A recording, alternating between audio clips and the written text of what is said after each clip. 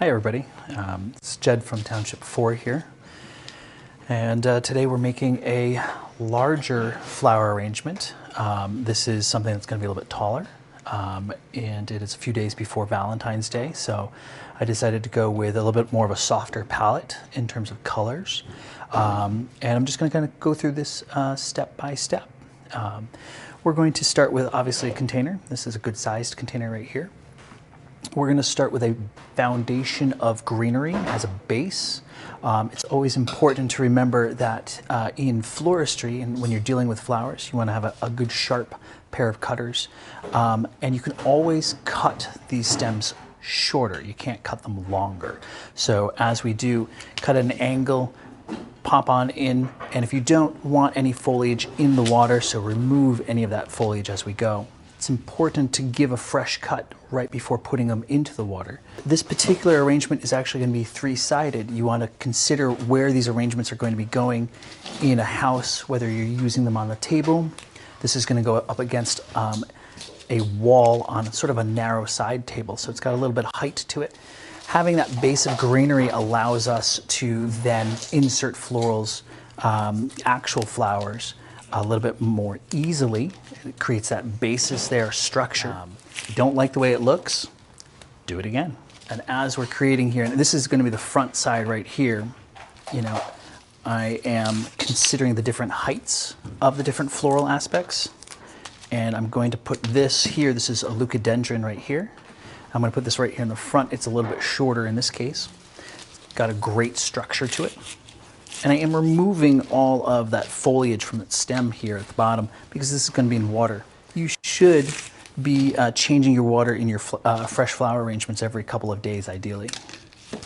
This is a big piece of seeded eucalyptus right here, and if I put that in, that's going to take over almost everything. So I'm just going to put in a couple of the smaller side shoots first, and then I might put in the rest.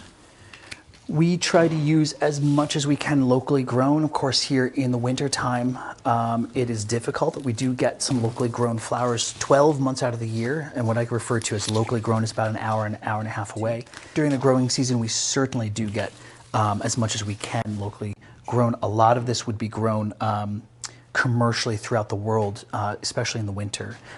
But I'm going to be using some of these tulips are actually grown right over the border in New York State. So with the tulips here especially, I'm going to keep them clustered together because we often see them planted together in groups. And so it kind of mimics that planting right there. So I'm going to cluster them like that and put them in as a group versus individually. And I got some beautiful lavender and blue delphinium. These are a little bit taller.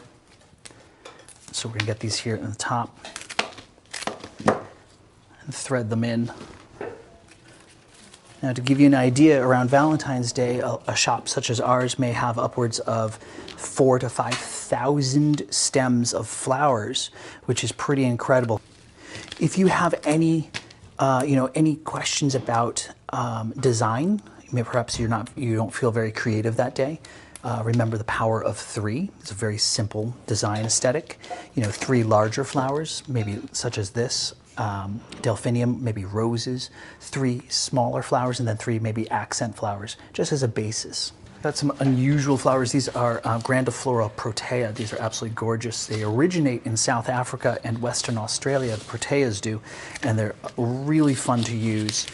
They're grown throughout the world commercially. You always want to make sure you give a fresh cut. Just like we get cuts and we scab over, plants do the same thing, even if they're not attached to the roots. So it's always important to give a fresh cut within about 15 seconds of about putting them into water. And this particular arrangement, again, this is going for a very specific location, so this is more 3-sided. Typically we want to create in the round. And this is almost finished. I'm going to put in a brighter color here. This is these are allium. Of course, we see these in our own gardens here in the Berkshires in a few months. But that's going to give some height and texture, those round allium there. I'm going to put 5 of those in there just because they're fun. And occasionally I'll put one down in the front. And if I need to, I will add more when I take, when I finish this off. I may add a little bit more to the back just to make sure that it's fully presented, so to speak. And there, very springy.